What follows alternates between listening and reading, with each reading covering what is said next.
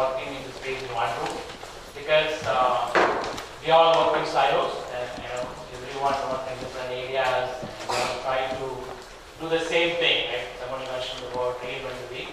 It's good to see that all of us here, so that we can share what is working in one place and doing in the other place. I'm going to quickly talk about the advantage of while we are having here. The whole world has two problems today that's tackling. One is about the climate change, right, which we talked about briefly. So we saw that Kerala floods to Chennai floods in summer, last summer in Bangalore, we had a hailstorm. The ice was falling from the sky in summer in Bangalore. So this is really crazy about how the climate change is kind of going towards. The second major problem the world has is about the inequality. Right? Today you could see that with capitalism or whateverism, there is growth happening, but it is in a very, very concentrated area. We can put 50% of the world wealth, right? 50% of the world wealth, you can put these people in one bus. People who can sit in one bus control the 50% of the wealth in the whole world. So these are the second problem, right? These two are the problems that the whole world has. Forget about the India's problem, what we're saying, but we have a solution, right? You have a solution, and the people in rural areas, with 70% of the countries living today, has a solution for these two problems. I'm going to briefly talk about these two. The first one, right?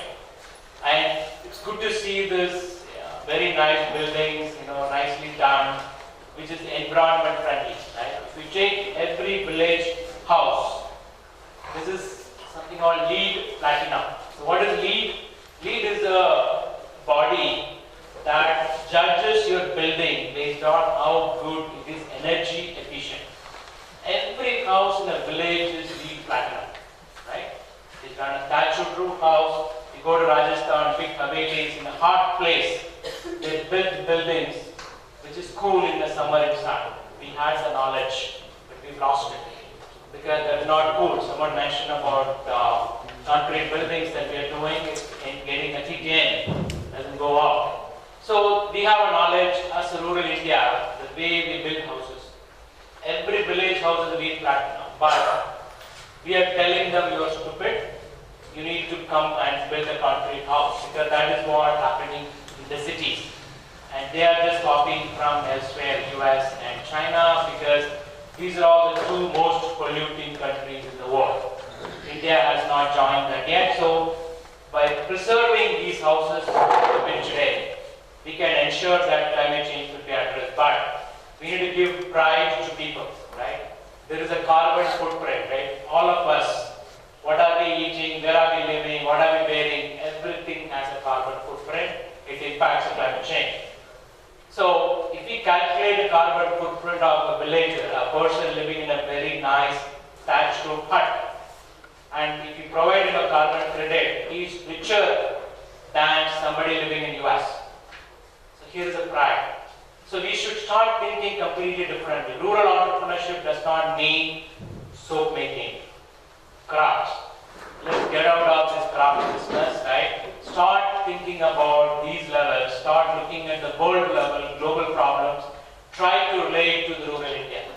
We just go back, we go to every rural business we talk about. It could be millets, it could be organic farming, it is handicrafts, handloom, soap making. It is not going to bring these people out of poverty, right? We have already, there is 8 million weavers, right? There are 24,000 cooperatives in there doing handlooms. They are all living in poverty.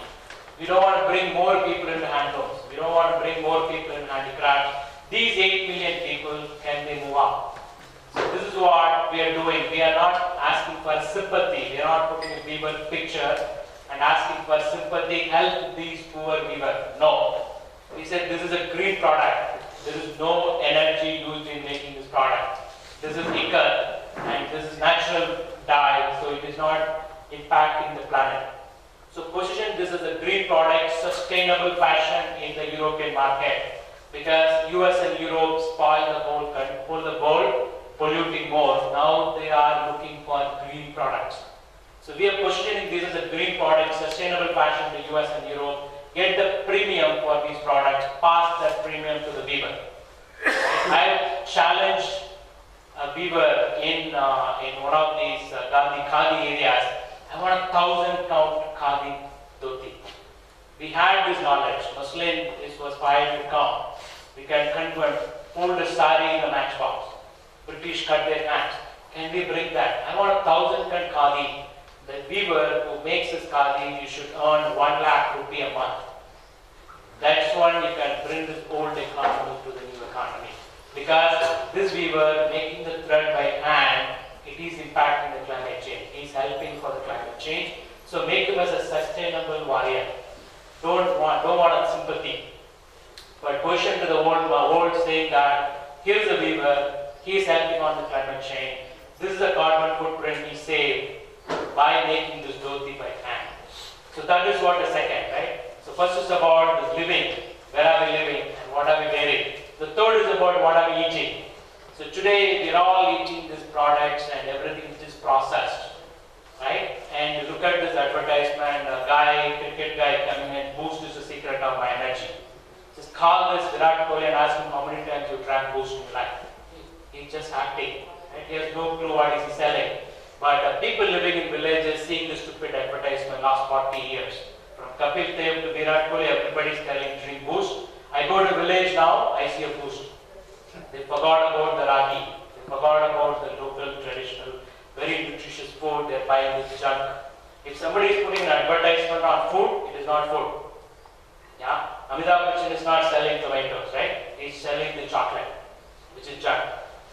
But tomato doesn't put an advertisement saying that I'm so good for your heart evening, because nobody is going to give the money. So bring this pride in rural India is about what are they eating. And we had a very sustainable economy. The village, house, everything they need, it was grown around their house. They don't need to buy. So today in Italy, in the vegetable store, they're putting in the vegetable, right? How many kilometers that vegetable travel? So the less number of travel miles a vegetable has, people want to buy those.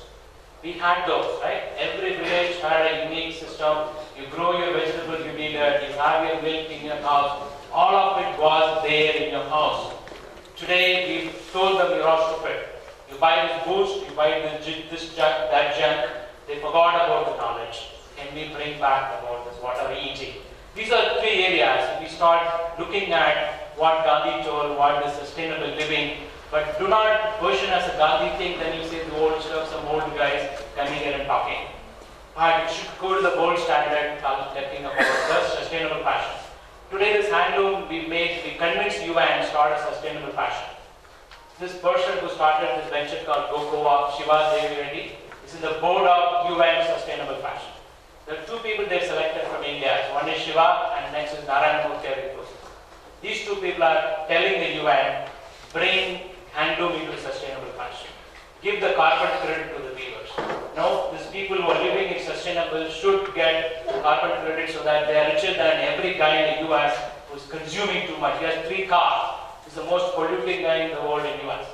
But we look up US. Oh, we want to become the next US. US do not have a solution for India's problems. Right? These guys are building walls. Our richest country is building walls to stop a Mexican to come in. And last 40 years, an average male in US, his salary did not increase. They have a problem. They have a huge problem. 40 million people fell in poverty in US. Right? So this is not the model we want to copy. China, it is not a democratic model we don't want to copy. All of them have solutions, but our thought process should think completely in a global level. What is happening in the latest trend? Align with what we are doing. Don't go back to the soap making anymore. Right? The third is around these 3 areas. What are we eating? Where are we living? What are we wearing? Roti, kapra, makan need to be sustainable. If that is possible, then this rural population, which is contributing to all the 3 in a sustainable way, can address build a sustainable India. The world is looking for a model. There is no model anybody can copy. India can tap. This is what I'll just pick one more thing about this garbage. Today garbage is thrown as a waste. You have the biogas plant, but biogas is a 100-year-old technology, is a flop because the efficiency is bad. but you need to purify the gas. The gas is better than LPG. So in Bangalore, one entrepreneur purified the gas. This gas runs vehicles now. Right? This waste does not leave the wall. In Indore, we have a plant in a mandi. That mandi waste converted to bio-CNG in 24 hours. We are pumping this gas to the bus. Right? So this buses in Indore is running on a gas coming out of the waste because the biogas is being purified. So like this, there are signs that you need to bring into the technology. Similar one about herbals. I was in Mangara Sanklaria yesterday. You see all these millers and amazing produce, but we are talking about this as a 5,000-year-old thing. It is in the scriptures. We need to bring science into it. Ayurveda Summit, I was in Kerala last week. They were talking about how this is a 5,000-year-old wisdom you should believe. Europeans not believing Ayurveda. It's banned. Ayurveda is banned in Europe. Why? We use mercury, we use metals in the process. But I told you cannot say that it is God who has given this, eat. Nobody's going to believe. You need to bring science into it. Can you prove by science that there is no residue in it? Can you bring science that this is organic produce? Can you bring science that this is an authentic handled product? Because a lot of fakes out there, right? Bring technology, bring science and prove what you are doing is authentic. Then there is a market. So this is how we can build a sustainable India. And with that, I shall stop. Probably, they will talk a little bit more. But we have to completely change the thinking of what we do today. Right? No more soap making crafts. Thanks. I'm Naga. I'm from Bangalore. I'm at IIM Bangalore. So we mentor startups who are working on social business. That means that all the things that I mentioned, you don't measure the company on profit. You measure them on profit, people, and planet. So just a triple bottom line. That's the future of this every business in India should be. And I'm also invested in social